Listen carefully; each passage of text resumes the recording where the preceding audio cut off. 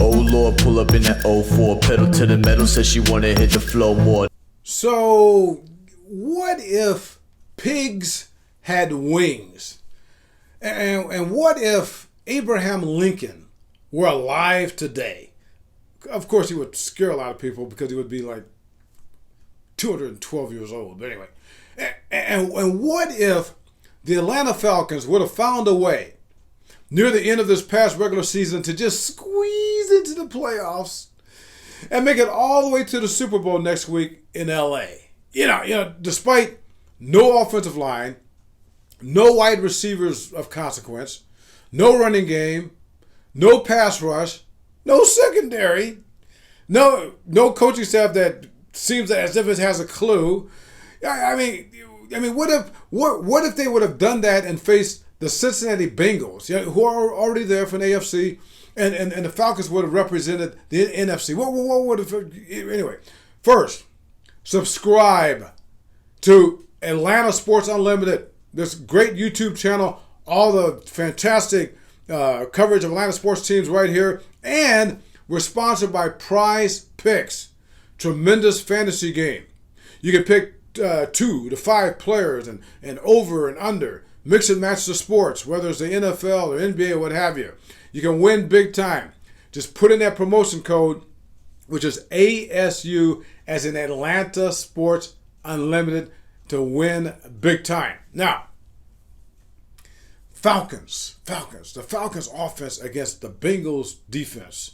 And we're talking about starting with Matt Ryan. And Matt Ryan's not the problem here. It's everybody else. And that Bengals defense is an opportunistic defense. And we saw it on Sunday in Kansas City during the AFC Championship game. All right? They can make people disappear, that Bengals defense. And guess what? The only offensive weapon that the Falcons have besides Matt Ryan is the great Kyle Pitts. People already have him in the Hall of Fame. But the great Kyle Pitts had a tendency to vanish during the season too. So nothing to see there.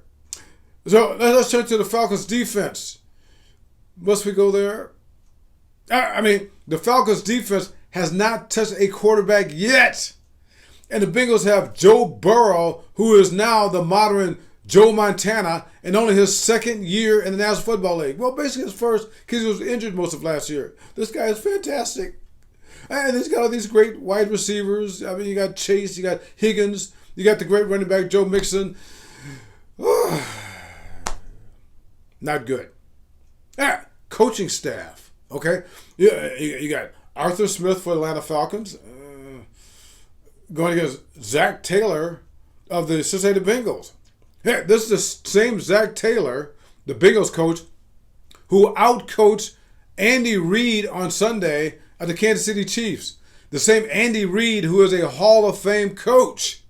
But in the first half, when Kansas City was destroying, absolutely clobbering the Bengals, heading toward a rout, the Bengals made adjustments at halftime, Zach Taylor, and the biggest adjustment he made was, instead of dropping 8 defenders, say about 25% of the time in the first half, he dropped defenders about 50% of the time in the second half. And guess what? The great Patrick Mahomes, his head was scrambled eggs. Patrick Mahomes threw for 220 yards in the first half, 55 in the second half with 2 interceptions. Oh, and Arthur Smith, this was his first year as an NFL head coach. So what does he do?